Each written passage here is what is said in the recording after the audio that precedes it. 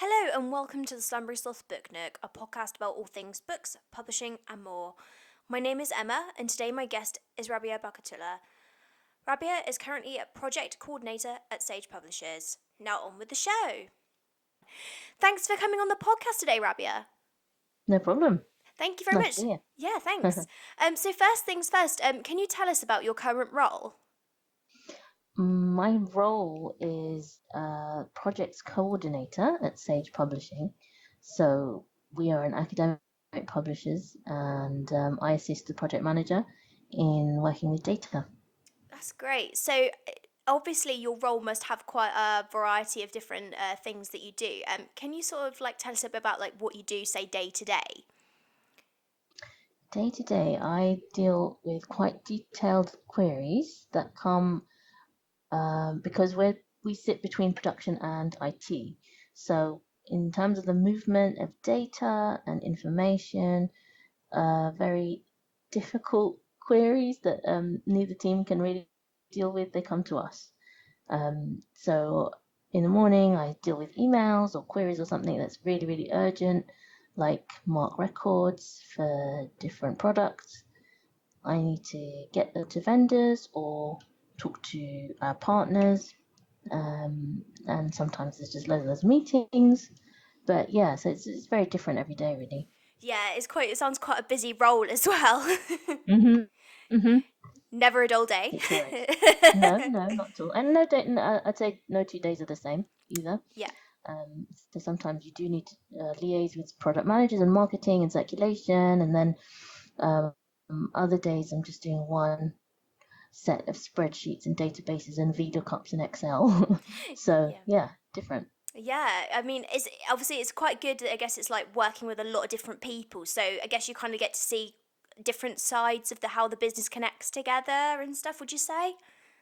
Definitely, yes. Yeah, so there's uh, there's lots of opportunities, I think, in a bigger company. We've got around 450 people in this office, and we have an agile working space. So you do sit next to different people every day. If you want to, you can. I mean, you can also be very comfortable and sit in your own team, but I like to move around and learn about what other people do as well. So yeah, definitely. That's awesome. So, kind of going back to the beginning, like, how did you begin like your publishing journey? So I did my postgraduate in literature, uh, and whilst I was at university, I think I thought very hard about where I wanted to go and which direction I would take myself in.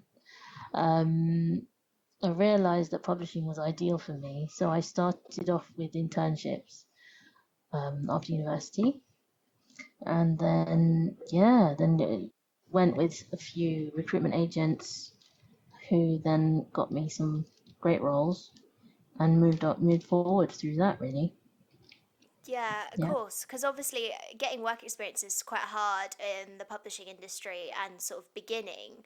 Mhm. So, did you find that quite a challenge when you first sort of started looking for roles and just trying to get experience?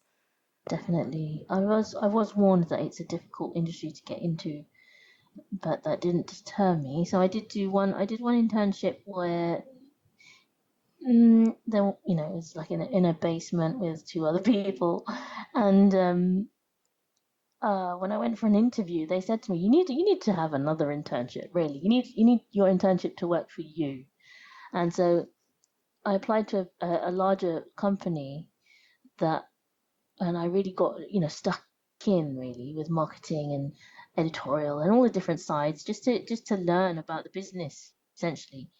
Um, yeah, and then uh, I didn't want to stay in internships for too long. Obviously, it's difficult to afford to do that as well.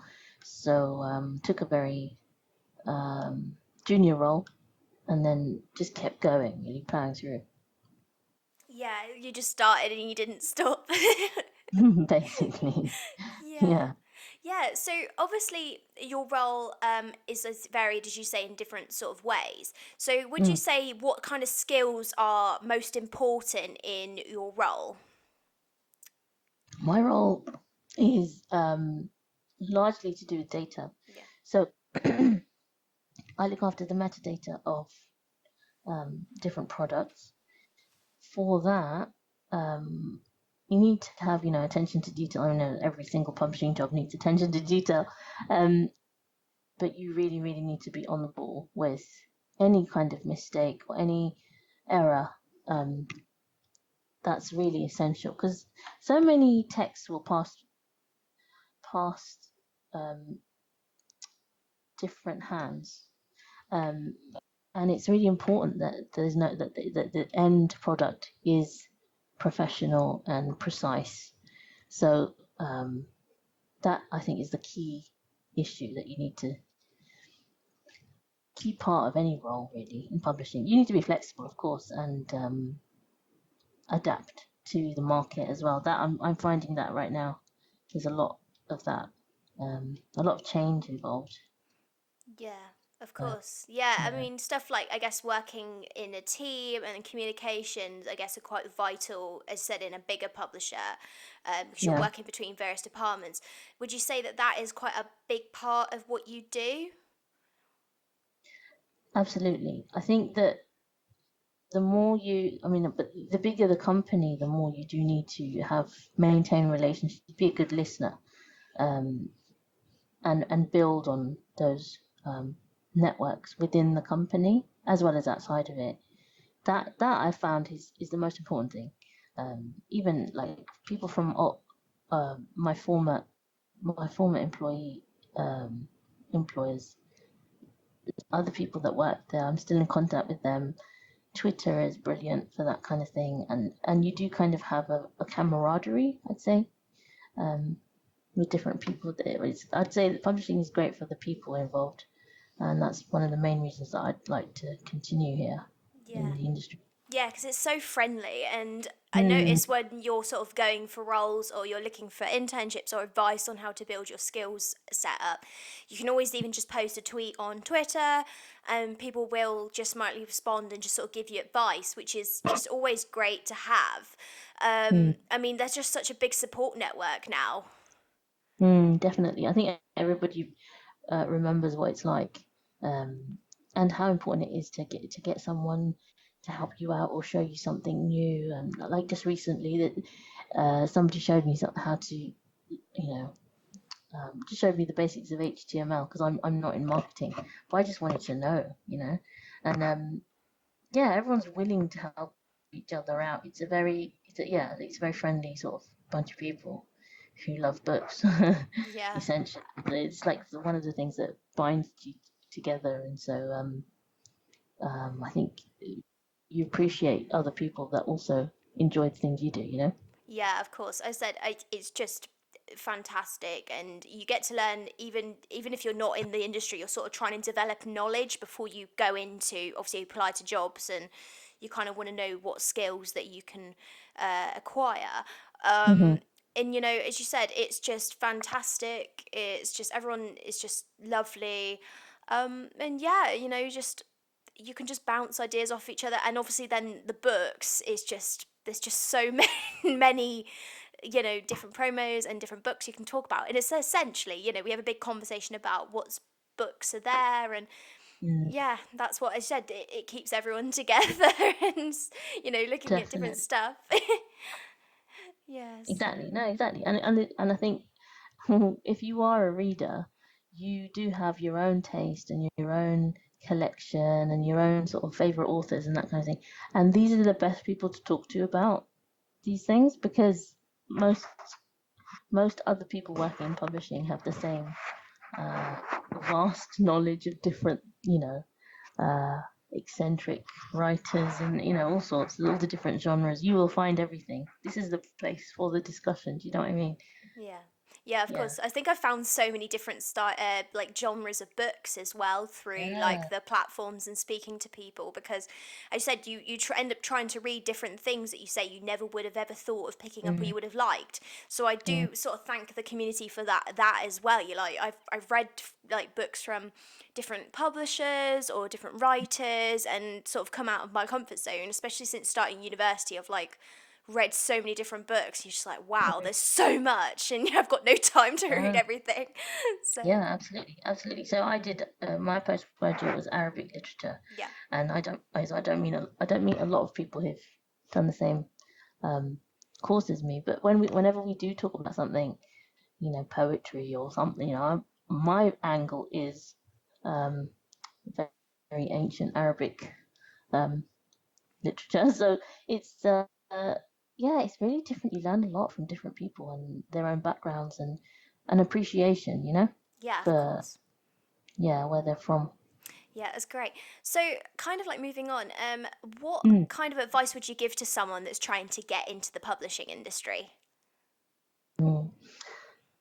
My advice would be to be do get your research done, figure out exactly where you want to be. So do you want to be in fiction, non-fiction? Do you want to be in children's publishing or academic? Where is it that you really find your passion? And what do you want to be part of? What do you want to shape?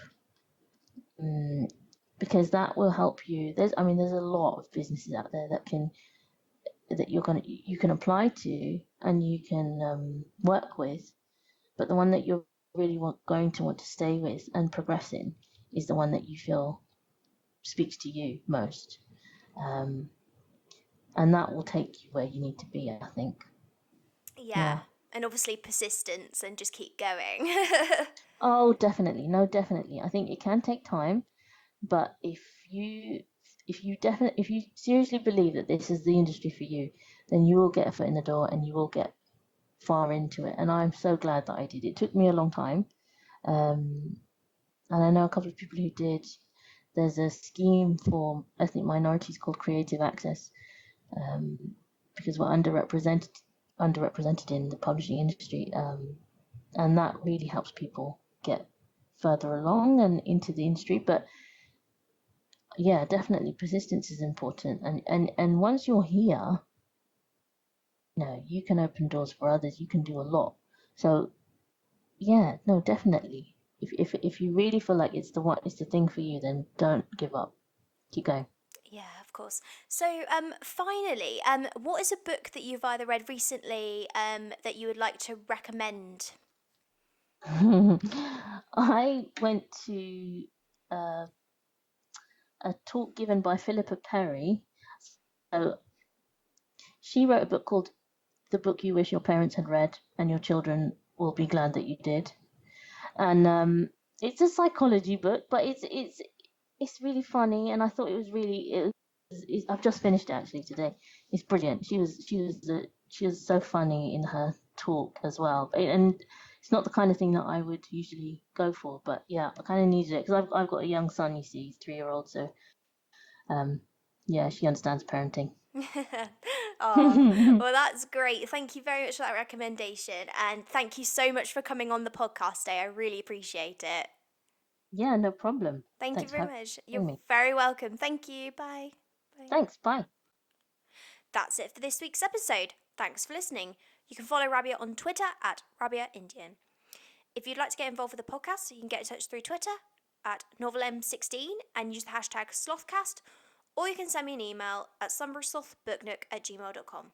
You can always find our podcast on our YouTube channel, Slumber Sloth Book Nook, or you can download from Podbean and Apple Podcasts for an on-the-go experience. See you next week. Bye!